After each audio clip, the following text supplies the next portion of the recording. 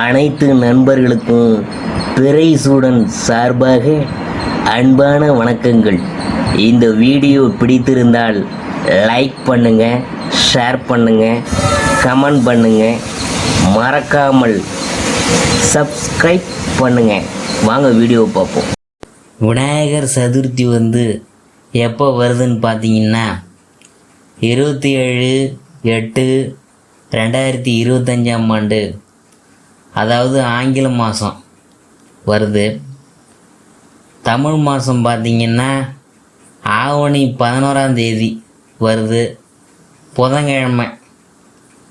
விநாயகர் சதுர்த்தி சிறப்பாக அன்றைய தினம் கொண்டாடுவாங்க மக்கள்லாம். ஜென்ம சனி, அஷ்டமத்தில் செவ்வாய், கவனமாக இருக்கணும். 2025 கும்பராசியை பற்றி நாம் பார்க்க போகிறோம். மாத தொடக்கத்தில் உங்கள் ராசிநாதன் சனி வக்கர இயக்கத்தில் இருக்கிறார். பகை கிரகமான சூரியன் அவரை பார்க்குறார். மேலும் சனியோடு ராகுவும் இணைந்து சஞ்சரிக்கிறதுனால இந்த மாதம் கொஞ்சம் கவனமோ இருக்கணுங்க. எதையும் திட்டமிட்டு செய்ய முடியாது. இனம் புரியாத கவலை மேலோங்கும். வீண் பழிகள்லாம் வீடு தேடி வரலாம். பிறருக்கு உதவி செய்ய போய் உபத்திரத்தில் முடியலாம். அதோடு அஷ்டமத்தில் செவ்வாயும் சஞ்சரிக்கிறதுனால வாகனத்தாலும் சில பிரச்சனைகளை சந்திக்க நேரிடும். குலதெய்வ வழிபாடு நன்மையை வழங்கும். கடகம் சுக்கிரன், அதை பற்றி பார்க்கும்பொழுதே ஆவணி 5 கடகராசிக்கு சுக்கிரன் போகிறாரு. உங்கள் ராசிக்கு 4, 9 ஆகிய இடங்களுக்கு அதிபதியானவர் தான் சுக்கிரன். அவர் கடகத்துக்கு வரும்போது உத்தியோகத்தில் சில மாற்றங்களும் ஏற்றங்களும் வரலாம். புத சுக்கிர யோகம் ஏற்படும். இந்த நேரத்தில் பொருளாதார பற்றாக்குறை அகலும். வருமான உயர்வுக்கு வழி பிறக்கும். பழைய கடன்களை கொடுத்து மகிழ்வீங்க. உடல்நலம் சீராக மாற்று மருத்துவம் கை கொடுக்கும். தைரியமும் தன்னம்பிக்கையும் அதிகரிக்கும். தொழிலில் புதிய பங்குதாரர்கள் இணைந்து லாபத்தை வரவழைத்து கொடுக்க முன் வருவாங்க. சிம்மம் புதன், ஆவணி 9 சிம்ம ராசிக்கு புதன் போகிறாரு. உங்கள் ராசிக்கு பஞ்சம அஷ்டமாதிபதியானவர் தான் புதன். அவர் சிம்மத்துக்கு வரும்போது பிள்ளைகள் வழியில் சில விரயங்கள் ஏற்படலாம். அவங்க இருக்கும் இடத்துல இருந்து மாறுதல்கள் வரலாம். வெளிநாடு சென்று படிக்க விரும்புகிறவங்களுக்கு அது கைகூடும்.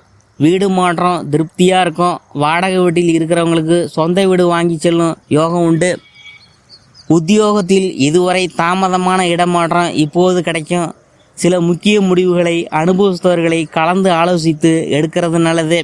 சிம்மத்தில் இருக்கும் சூரியனோடு புதன் சேர்வதால் புத ஆதித்ய யோகம் உருவாகுது. எனவே அரசியல் உலகில் ஈடுபட்டிருக்கிறவங்களுக்கு புதிய பொறுப்புகள் கிடைக்கும். உயர் அதிகாரியின் நிர்பந்தத்தின் காரணமாக தடைப்பட்ட பதவி உயர்வு இப்பொழுது கிடைக்கிறதுடன் இடமாற்றமும் சேர்ந்து வரலாம். துலாம் செவ்வாய், ஆவணி 29 துளாராசிக்கு செவ்வாய் போகிறாரு. உங்கள் ராசிக்கு 3, 10 ஆகிய இடங்களுக்கு அதிபதியானவர் செவ்வாய். அவர் பாக்கியஸ்தானத்துக்கு வருவது நல்ல நேரம்தான். இடம் பூமி வாங்குவது போன்றவற்றில் இருந்த தடை அகலும்.